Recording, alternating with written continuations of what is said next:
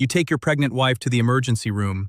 It is late at night, you are exhausted, and the hospital administration staff is rushing you through paperwork. They tell you not to worry about the massive medical bill because the hospital will just sign her up for a state-funded health program. You sign the digital pad, you hold your new baby, and you think everything is completely fine. 14 months later, your green card renewal is denied. You receive a letter in the mail stating that your legal status is in jeopardy because that single innocent hospital visit quietly triggered a federal public charge investigation against you. The system labeled you a financial burden to the United States, and now your entire family's American dream is collapsing. Welcome to Lawful Immigrant Shield.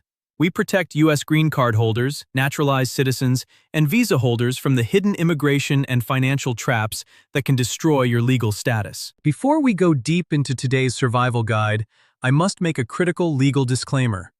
While the interconnected federal tracking systems, border search directives, and recent healthcare law changes we will discuss today are thoroughly documented in our source files, the specific internal USCIS adjudication guidelines regarding the broader public charge rule include information from outside of my usual source material, and you must independently verify those specific immigration statutes with a qualified attorney.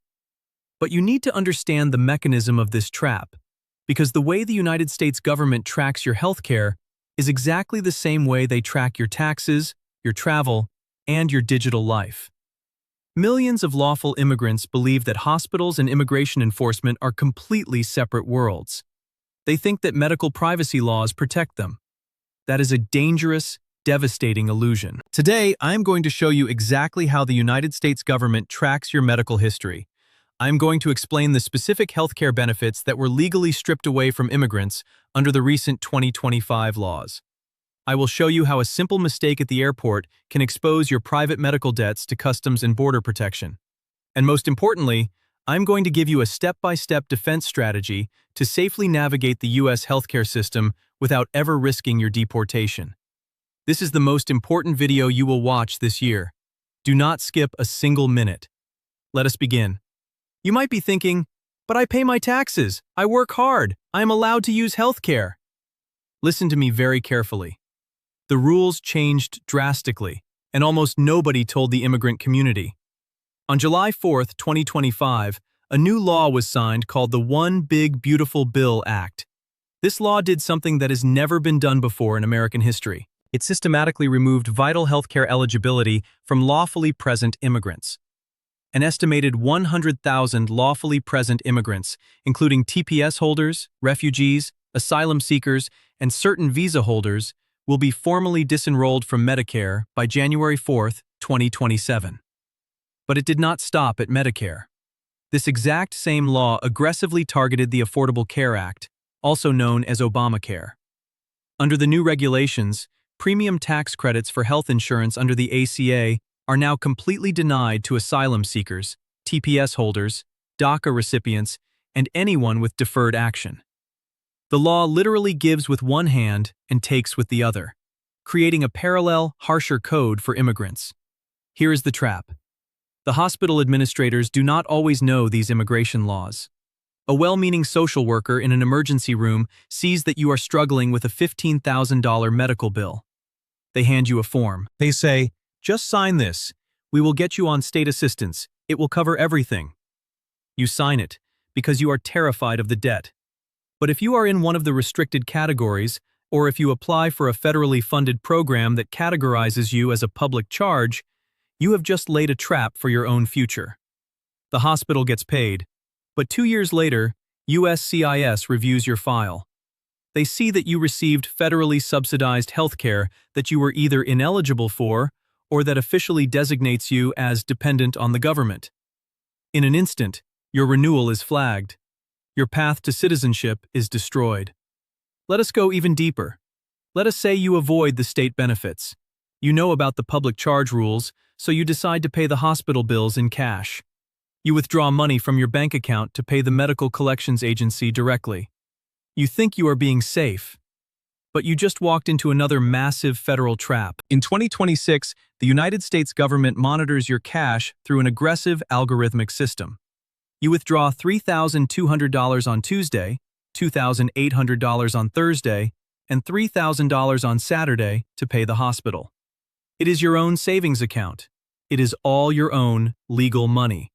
You just triggered a suspicious activity report, or a SAR. Under 31 CFR Section 1020.320, banks must file a SAR for any transaction of $5,000 or more, or any pattern of transactions that the bank suspects is designed to evade reporting requirements. Breaking up cash withdrawals to avoid the $10,000 limit is a federal crime called structuring, and it carries up to 5 years in federal prison. Even if you are not charged with a crime, the bank's internal algorithm will spot your multiple cash withdrawals. The bank will secretly file a SAR directly to the Financial Crimes Enforcement Network, also known as FinCEN. Under federal law, the bank is strictly prohibited from telling you that this report was filed. Within 72 hours, your financial profile is sitting in a FinCEN database. And because of the new IRS ICE data sharing agreement signed on April 7, 2025, Homeland Security investigations can easily access your records. ICE submitted 1.28 million names, and the IRS verified and handed over the private tax records of 47,289 individuals directly to immigration enforcement. A few weeks later, 2 ICE agents knock on your door. They are holding a folder containing your bank statements and your tax returns. They want to know where the cash went. You were just trying to pay for your wife's emergency room visit, and now you are facing a federal financial investigation. Now we move to the most terrifying part of this entire system. How does an immigration officer actively catch you in a lie about your finances or your health care? They do not need to wait for a tax document. They just look at your phone. Imagine this scenario. Your pregnant wife had that emergency room visit. The bills were massive. You negotiated a payment plan with the hospital to avoid applying for state benefits because you wanted to protect your green card. 6 months later, you travel outside the United States to visit your aging parents. When you return to JFK Airport in New York, you are exhausted from a 14-hour flight. You step up to the CBP officer's booth. The officer asks you standard questions, but then he looks at you and says, "Please unlock your phone and hand it to me." You panic. You type your passcode and you hand it over. In those 3 seconds, you made a fatal mistake. Because you did not turn off your internet connection, the officer now has a live window into your entire digital life. According to the official CBP Directive 3340-049A, officers are legally prohibited from intentionally accessing data stored remotely in the cloud. They are only allowed to search data physically on the device. But if your phone is connected to the airport Wi-Fi, it automatically pulls data from the cloud. The officer opens your WhatsApp. They search the word hospital or money, and they find a message you sent to your uncle 3 months ago. The message says, "Uncle, the hospital bills are too high. I don't have the money to pay them. I think I have to file for bankruptcy or go on food stamps." Under the Immigration and Nationality Act, that single WhatsApp message is legal evidence of your financial status. The officer is not just looking for criminals, they are looking for intent to violate your immigration status or evidence that you cannot support yourself. If you are on a temporary visa, your visa can be canceled on the spot. You can be issued an expedited removal order, and you can be banned for 5 years. And what if you have a green card? If you are a lawful permanent resident, they cannot legally deny you entry simply for refusing to provide a phone password. That is your right.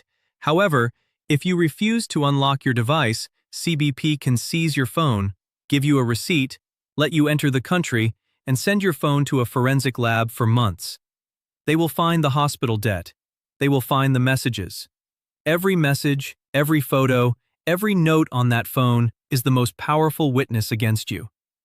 Do not treat your phone like a private diary.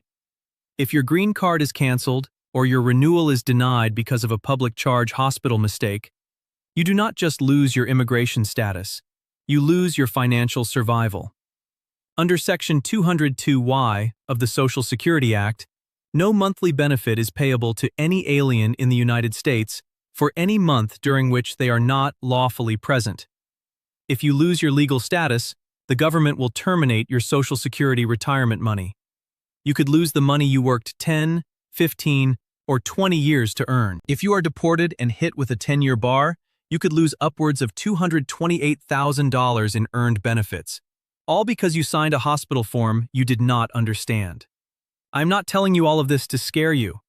I am telling you this because the system relies on your ignorance, and I want to arm you with knowledge. You came to this country, you worked hard, you paid your taxes, and you followed the rules. You deserve to protect your family's health without sacrificing your legal status. Here is your 5-step Lawful Immigrant Shield protection plan. Write this down. Memorize it. Share it with your spouse. Step 1. Separate emergency care from federal benefits. If you or your wife goes to the emergency room, the hospital is legally required to treat you regardless of your immigration status. Getting emergency medical treatment is not a crime, and it does not make you a public charge. The trap is how you pay for it. When the hospital hands you paperwork to sign up for financial assistance, read every single word. Ask the social worker explicitly, is this a federal or state-funded public benefit program that could impact my immigration status? If you are in a restricted category, like a TPS holder or DACA recipient who was recently stripped of ACA premium tax credits, do not blindly accept state money. Set up a transparent electronic payment plan directly with the hospital. Step 2. Eliminate cash from your life. If you are paying off a hospital bill, never use cash. Pay with an electronic bank transfer, a check, or Zelle. Electronic transfers do not trigger currency transaction reports. The $3,000 rule under 31 CFR 10,010.415 applies only to cash purchases of monetary instruments. A $10,000 Zelle payment generates 0 federal reports, while a $10,000 cash withdrawal generates a CTR automatically. Be completely transparent. Take the money straight from your bank to the hospital electronically. Do not give the FinCEN algorithm a reason to flag you for structuring. Step 3. The 3-second airport shield. If you travel internationally and a CBP officer at the airport asks you to unlock your phone, take 3 seconds. Swipe down on your screen, turn on airplane mode, and disable Wi-Fi and Bluetooth. Restrict their search exclusively to what is locally stored on your phone, exactly as CBP Directive 3340-049A outlines. Say respectfully, "Officer, I am complying with your request. I am restricting the search to local device data in accordance with CBP policy." Do not let an officer accidentally download 5 years of remote iCloud backups or WhatsApp messages regarding your financial struggles or medical debts. Step 4. Never sign Form I-407 under pressure. If a CBP officer sees evidence of a public charge issue, they might take you into secondary inspection. They might slide a piece of paper across the desk and ask you to sign it. That paper is Form I-407. If they ask you to sign a form saying you voluntarily abandon your green card, do not sign it. Say these exact words: "I do not wish to abandon my residence. I would like to contact an immigration attorney before I sign any documents." If they threaten to confiscate your card, you use the nuclear option. "I request a hearing before an immigration judge to contest this decision." Under Section 240 of the Immigration and Nationality Act, they cannot deport you without giving you a hearing. Your green card gives you that protection. Step 5. The ultimate firewall: naturalization. The single most powerful protection for your benefits, your health care, and your future is American citizenship. U.S. citizens are not subject to the public charge rules. U.S. citizens cannot be deported. If you have been a green card holder for 5 years, if you meet the English and civics requirements, and if you have no criminal issues, filing Form N-400 is the best investment you can make. Your status becomes permanent and untouchable. The system does not care about your intentions, it only sees data. The hospital computer talks to the state database. The state database talks to USCIS. Your bank talks to FinCEN, and FinCEN talks to ICE. I made this video because I am tired of seeing good, hard-working people lose their green cards and their life savings over administrative mistakes that could have easily been avoided. I am tired of seeing families separated because someone panicked at the airport or signed a hospital form they could not read in English. You deserve to know what is happening in this country. You deserve to protect your family's health and your American dream simultaneously. Here is what I need you to do right now. First, share this video. Send it to your family WhatsApp groups. Send it to that uncle who just got his green card. Send it to the cousin who is expecting a baby and navigating the healthcare system for the first time. There is someone in your community who is about to walk into an emergency room or board an international flight who has absolutely no idea that these traps exist. This information could literally save their legal status. Second, hit the subscribe button to Lawful Immigrant Shield and turn on the bell notification. Every single week, I am breaking down these federal traps with forensic detail. I am reading the agency directives, the FinCEN alerts, and the federal laws so that you do not have to. And finally, leave a comment below. Tell me your situation. Are you a green card holder worried about state benefits? Have you had your phone searched at the airport? I read every single comment, and I will personally respond and help guide you. Knowledge is the only thing that levels the playing field against a system designed to confuse you. Knowing your rights does not make you a troublemaker. It does not make you a criminal. It makes you smart. Stay informed, stay protected, and I will see you in the next one.